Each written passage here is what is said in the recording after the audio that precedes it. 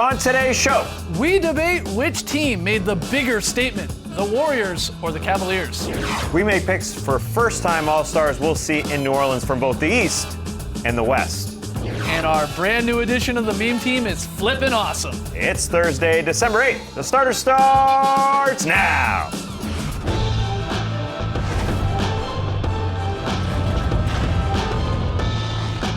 Good evening, sweet world, and welcome to the starters. Whether you're listening to the podcast, joining us live right now on NBA TV or a little bit later on YouTube, we're happy to have you. I'm Jay Skeets, and alongside me, as always, that's Tass Mellis. Everything I do is on social media. Everything. To his right, the international man of mystery, taking it to the max, Lee Ellis. Friend. Lily, and last, certainly not least, over there, it's the bearded one, it's Trey Kirby. Hey, yo! Oh, Trey, what do you got for us, man? I'm here with the internet looking for your best tweets at #TheStarters. And guys, we saw a rare NBA occurrence last night. Somebody actually got called for taking too long on their free throws. Happened in the third quarter of the Blazers-Bucks game when Giannis Antetokounmpo went to the line for a pair, hit the first, then took forever for his second free throw. Eventually got whistled, lost the free throw, and the Blazers celebrated.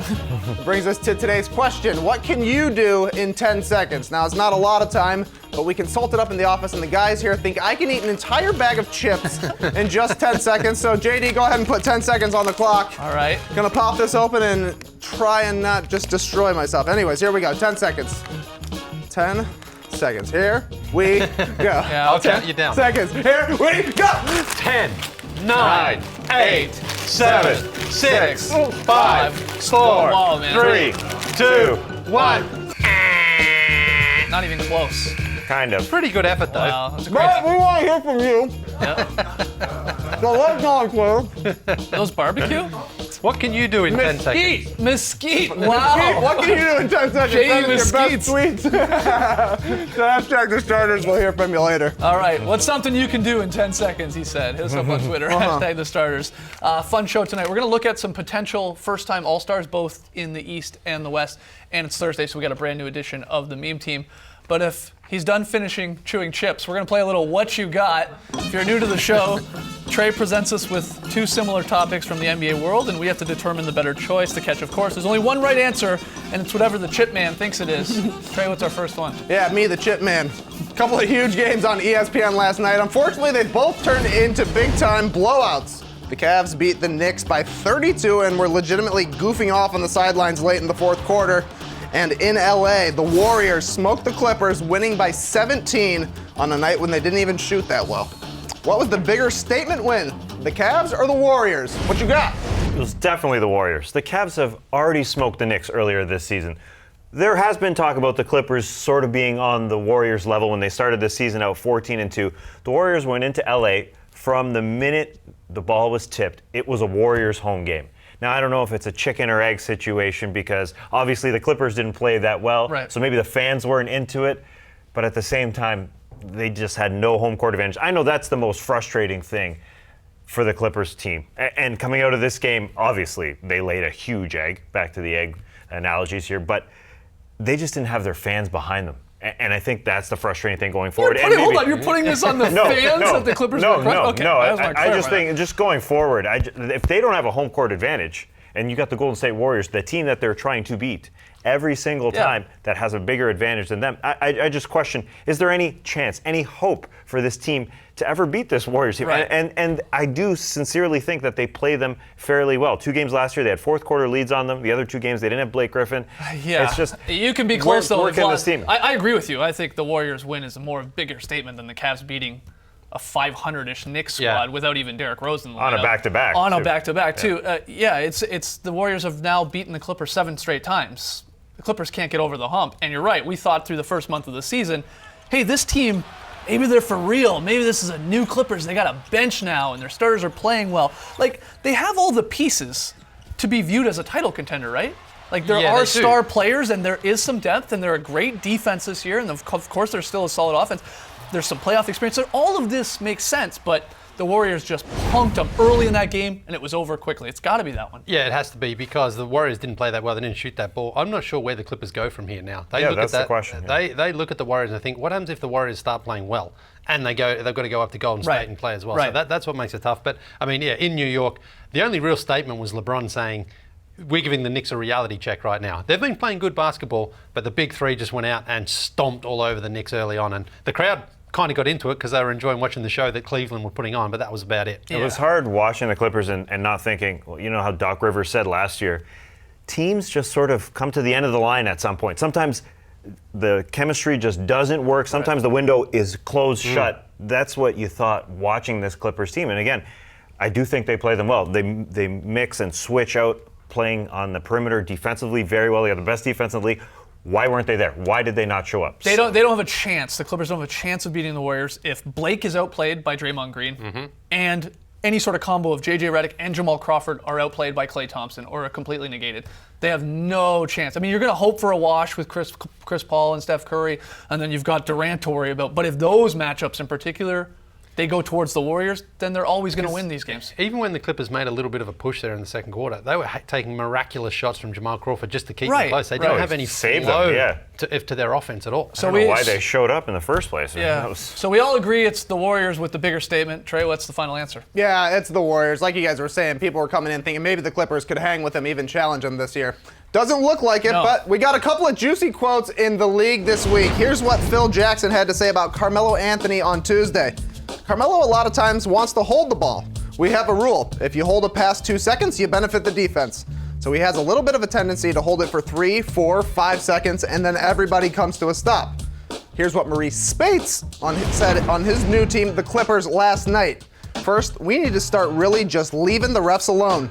Guys just got to sacrifice. Do some other things than scoring. Do some other things than your personal goals. They've been doing it here for 4 or 5 years and it hasn't been working, so it's time to try something new. Guys, who had the more controversial statement? Phil Jackson or Mo Spates? What you got? Phil Jackson. Of course it's Phil Jackson. Any sort of conflict between the president and one of the best players in your team, especially when they have a little bit of a simmering history this season, it's just not good. The Knicks had been playing well going into last night. Bringing up that to Carmelo is almost like saying, hey, he's a bit of a ball stopper. That's not what we need on offense. If you're going to make a comment like that, that cannot get out to the media. It has to stay in-house. Because he's not wrong in what he's saying. It's just how he's saying it, I think, is just bad for the Knicks. I agree, it's Phil Jackson. I mean, Spates is interesting because he is on the Clippers and played for the Warriors, but he's just saying we got to stop whining and start playing basketball and getting a little tougher. Phil Jackson, you said it. He says this on Tuesday when the Knicks were riding a 4-game winning streak with Melo having hit like game-winning shots, a big part of the reason they're on that winning streak. And he decides after the whole LeBron mess with Phil Jackson to come out and call out his own player.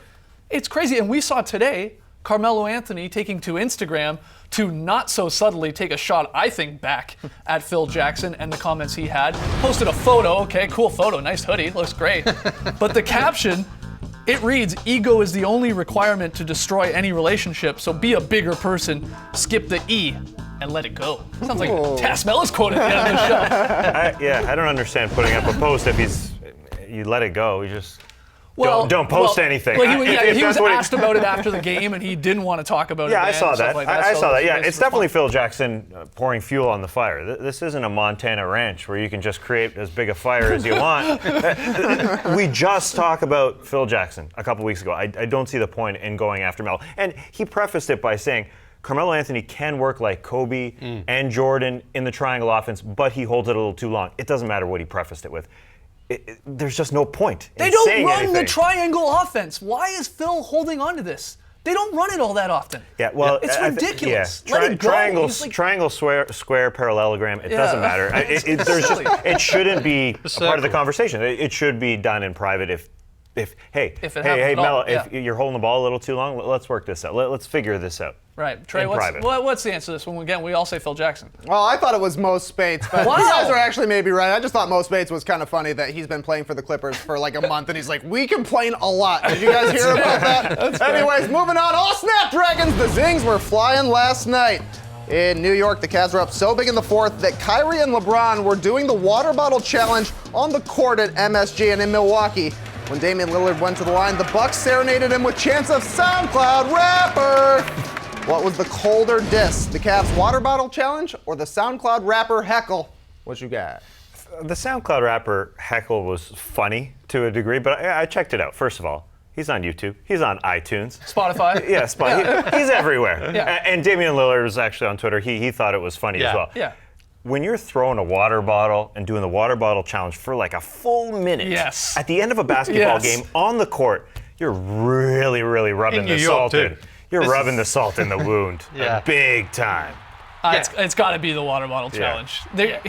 I mean, I can't even believe this is happening This is during happening. a game Yeah. because Like they're killing them Yeah. after 3 quarters where your star players aren't even playing in the fourth. And look how intently they're watching this as Oh, well. they're so into this. Yeah. LeBron diving onto the floor to retrieve the bad toss, but at least And then Kyrie nails it again. He right is at the Mr. buzzer. Clutch. Yeah, it has to be that. Yeah.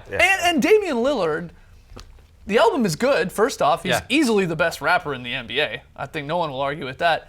And doesn't this diss from the Bucks fans, which is sort of funny, doesn't it hurt SoundCloud's feelings more than Damian Lillard? I think it does, but Well, at least they're listening to Lillard. They know it. that's a good why point. they're ripping Okay, it. we're going with the water bottle challenge. Yeah, that's the water bottle Yeah. flip. It was players zinging players. Gotta love it. Unbelievable stuff. Right, we got to take a break. Lots more still to come. When we come back, we're going to debate which players have the best shot at making their first All-Star Game appearance this season. This will be a lot of fun. Don't go anywhere.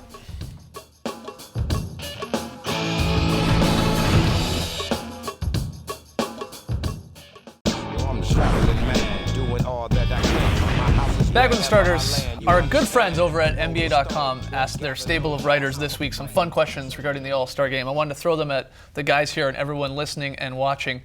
And they're about potential first-time guys making their All-Star. And we'll start in the East. Who do you think from the Eastern Conference has the best chance at making their first ever All-Star Game this year? I don't think you have to call it a best chance. Giannis Antetokounmpo is locked in at this point. Yeah. Locking in. And my question is where he's going to be on the voting ballot. I don't think he's going to start. It is a small market in Milwaukee. That being said, Vince Carter played in a foreign country and led the All-Star votes 4 out of 5 years. Yeah. But I don't think he's going to crack LeBron, Paul George, and one of the forwards out of New York, whether it's Melo or Porzingis. He was 10th in voting last year, so I don't see him climbing into 3rd. But he's going to be there. I don't see how you keep him off. He could be a guard or a forward or a wild card, so he's definitely getting in. And Right. the numbers right now are just incredible. 22 points a game, 8 rebounds, 6 assists, 2 steals, 2 blocks. The only person in the league doing that. And the Bucks are winning as well. And Yeah, that's important. We expect them to continue winning. I mean, they're probably going to be hovering around, over 500 just. But if they keep up the momentum the last few games, the last few weeks, he's definitely going. I think he is definitely going to get in as well. I think Kemba Walker is another guy who is probably just as much of a lock as Yanni is. He has the Hornets ball in this year. They're 3rd in the East. They're top 10 in point differential, and he is top 20 in scoring, steals, PER. He's shooting a career high from everywhere on the floor. And he's one of the best crunch time guys in the league. He's 3rd in crunch time scoring, shooting 54% in those final few minutes. He would be fun to have in an All-Star game as well. He's got the fancy handles, a beautiful smile. He's a great dancer. I think it'd be fun to have Kemba Walker out there. And considering how well the Hornets are playing and how well he's playing, I think he's a lock. I sort of think so too, because he probably should have made it last year when he didn't get selected. He was definitely probably right there in the mix. There's so many good guards in this league, but that comes into play when these coaches sit down and finally fill out Yep. their ballot. They go, well, that guy was amazing last year. We probably should have had him there last year. Let's get him there this year. I think both those guys can. But you brought up Porzingis. Do you think he has any chance of actually being voted in to start this game, being in the New York media and being a big international player, obviously? Yeah, if you look at last year's voting, he's very, very close. I think there is a possibility. If he gets a push, that international push, I don't see why not. And you're right.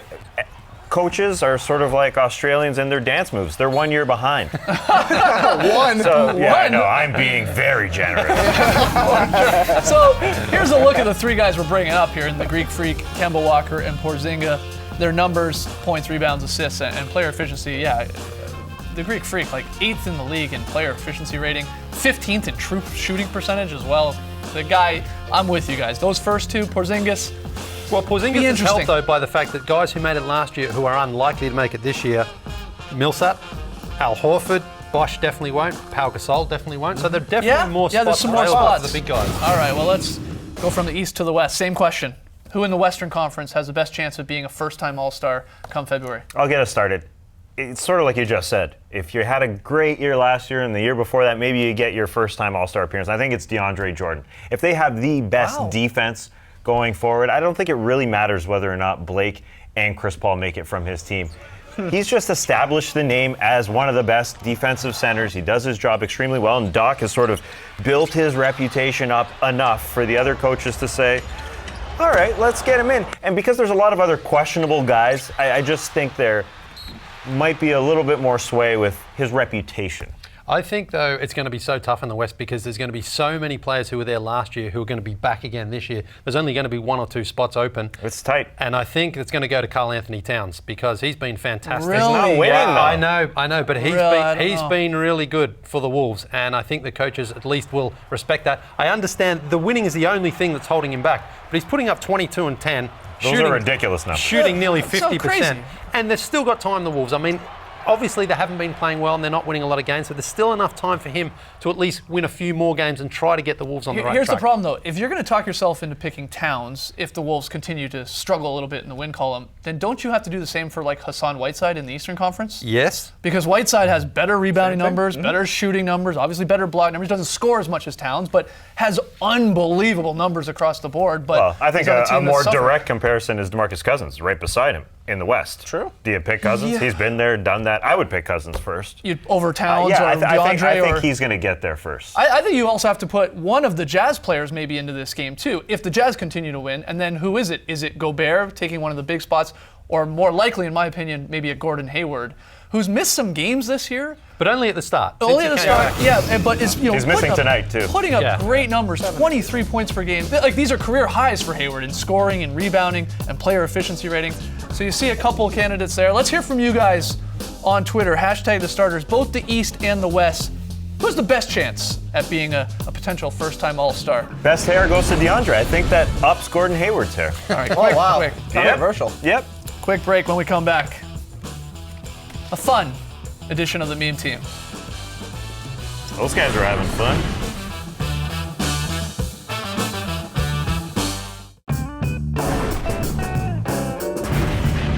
Back with the show.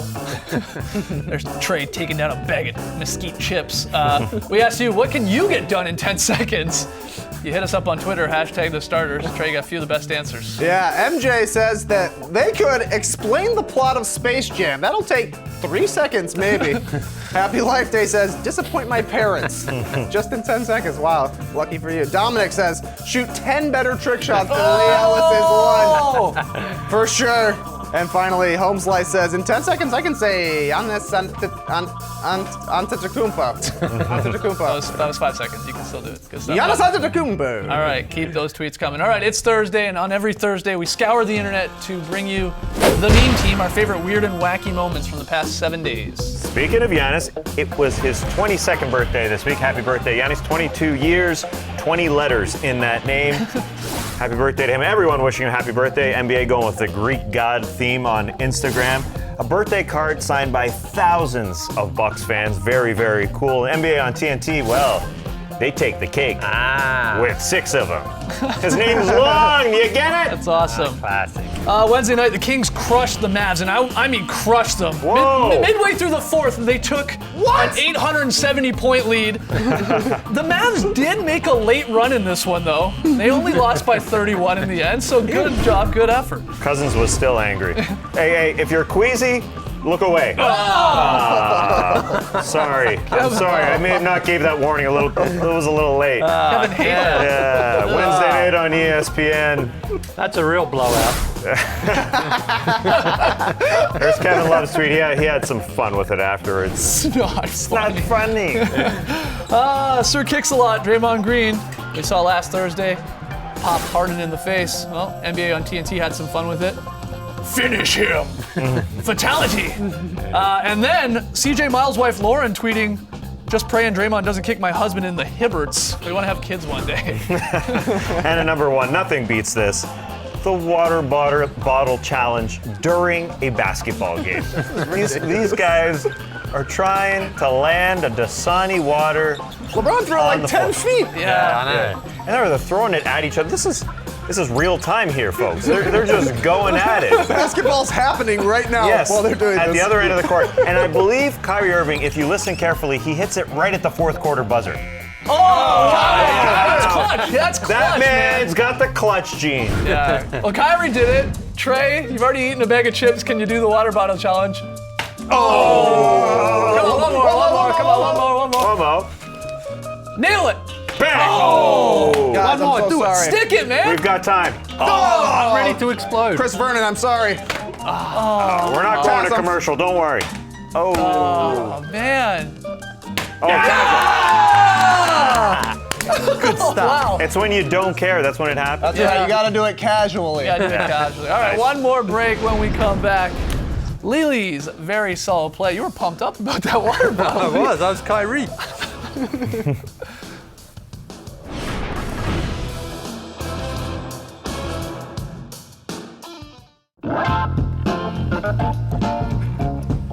Back with the starters. Last night's pick and play was the Warriors and Clips. I went with the Clippers. So I'm already in a hole, but I'm the comeback kid when it comes to pick and plays. I'm not worried. Tonight's game, it's the Blazers and the Grizzlies. This one's on League Pass. Trey, the only guy going with the Grizzlies, Lee, Tass, and myself going with the Blazers. Is Marc Gasol playing in this game? Questionable. Questionable. He's gonna play, he told me. Okay. Lee, where are we going for BSP? We're going to Los Angeles for yet another Warriors play. It's another pinball machine play. Look at the ball movement here. Everyone just gets involved, except for Steph. They leave Steph out in the cold in this one, but it doesn't really matter because it ends with a KD swish bomb. I mean, people say, hey, you show too many Warriors very solid plays. I keep saying, I don't pick the very solid play. It picks you. It picks me. That's beautiful, and that's what I call a very solid play. Phil Jackson must have loved that play. Ball moving around. Exactly, yeah. It's like, Melo, watch this, man.